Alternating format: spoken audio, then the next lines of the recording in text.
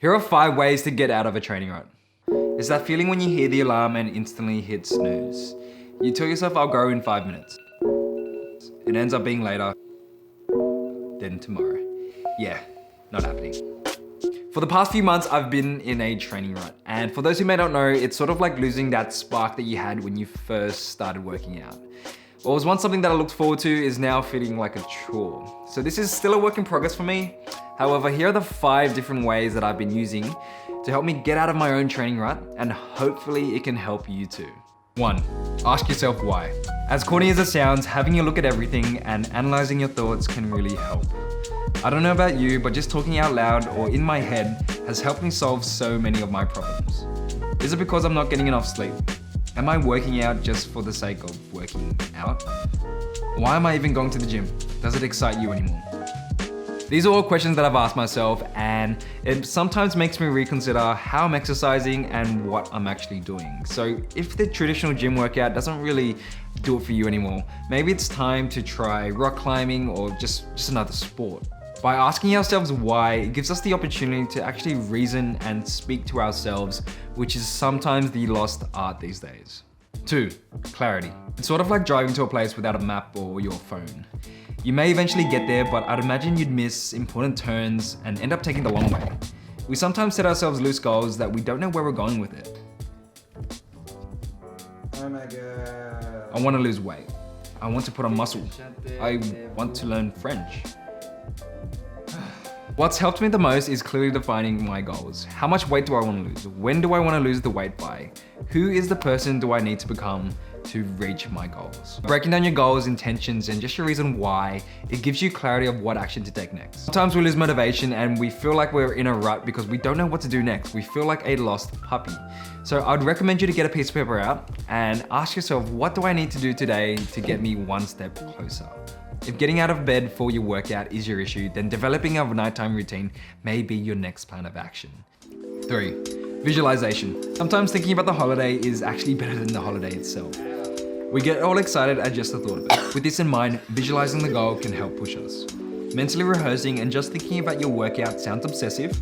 However, when you want to get out of a rut, you need every little boost that you can get. Even thinking about your workout the night before can give you the push you need to get into the gym.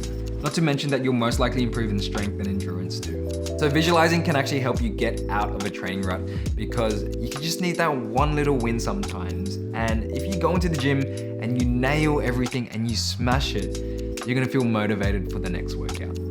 So ditch the scroll and spend about 5 minutes before bed just mentally rehearsing your workout. Not only will it excite you, but it would also help you get better quality of sleep, which is super important for recovery and just your energy levels the next day.